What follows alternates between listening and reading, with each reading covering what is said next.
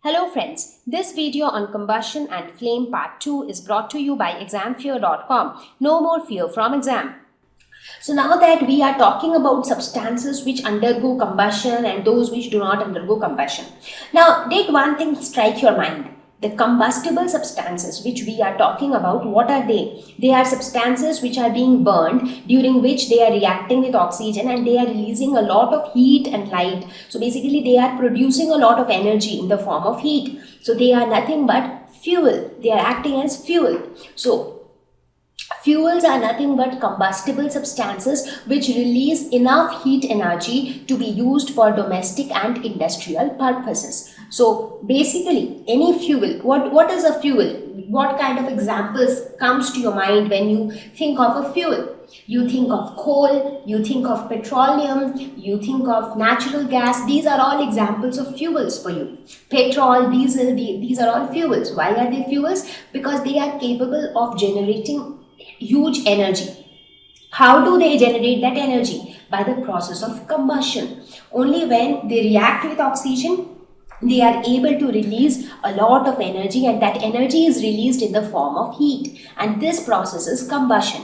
So basically fuels are nothing but the combustible substances, but at the same time not all combustible substances are fuels. Only those combustible substances which release sufficient amount of energy so that that energy can be utilized for different purposes. For example, the energy that is generated by burning coal is utilized in several thermal plants to generate electricity. Right? Similarly, the energy that is generated out of petroleum, whether it is petrol or diesel, so that is used to run vehicles. So that means the energy is huge enough to be used for different purposes. So that those kind of combustible substances are fuels. Let us look at some examples of fuel. So first example is coal. So we can even look at some other examples like petroleum, wherein you have petrol, diesel. These are also examples of fuel. You have example of the LPG, which are just put inside your cylinder. So this also generates sufficient heat energy which helps in our domestic purpose of cooking. Natural gas, biogas, or cow dung cakes. In fact, in villages and rural areas, you would have seen that they really do not use LPG gas cylinders and all. They often use the cow dung cakes, and with that they try to prepare food. So cow dung cakes, however, there are a lot of disadvantages associated with the usage of cow dung cakes because they produce a lot of pollution, they produce a lot of smoke, which is disadvantageous to the health of the women preparing food. But yes, they are still considered as good fuels because they generate a lot of energy. Wood is another example of fuel. So when you burn wood, the energy generated is huge enough that you can actually prepare food. So it can actually boil things. So that much heat energy is generated during the process. Now, when we talk about a fuel, what do you think defines a good fuel? How do we know which is a good fuel and which is not? Because just now I gave you so many examples. I told that cow dung cakes are also fuel, but they are not preferred to be used because they cause pollution, because they adversely affect the health of the women. Now, so in a similar way, what are those characteristics which defines whether a fuel is a good fuel or a bad fuel? So let us quickly look at the characteristics of a good fuel. First of all, it should be easily available. Now, if that fuel is not available, then there is no point because the fuel is not accessible, so we cannot use it. So even though it has a lot of properties, but that doesn't make any sense. It has to be cheap. If it is very expensive, then a lot of people will not be able to use it. So it has to be extremely economical. Burns easily to release heat because a fuel is something which generates energy.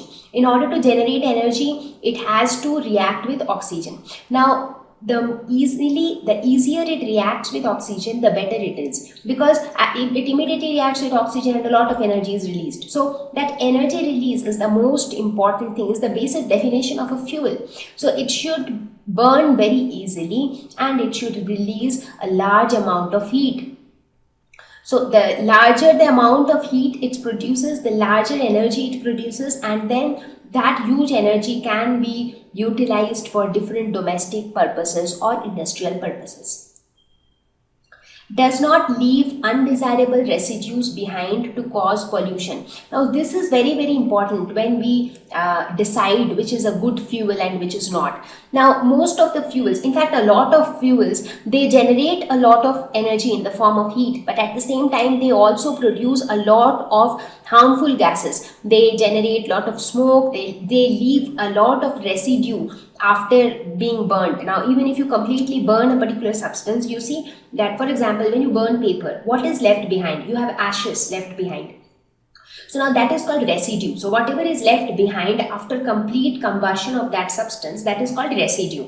So any fuel which leaves behind a lot of residue, so what happens to that residue? That residue, if it is something which is harmful, then that is waste to our environment, because it is just using that fuel is actually piling up those waste materials in the environment. So while deciding whether a fuel is good or not, it is very important to check the type of residue that is being left after the process of combustion is over. And a good fuel is one which does not leave a lot of undesirable residue, so that it doesn't cause environmental pollution. Now it is very important to see that the fuel which we are categorizing as a good fuel is good for the environment, because if it is harming our environment, then basically there is no point in generating energy from such a fuel, which in turn is causing harm to the environment and is causing harm to us. Thank you. Please visit www.examfear.com to watch more educational videos with a better experience. Please do not forget to like and subscribe to our YouTube channel for latest updates. Thank you once again.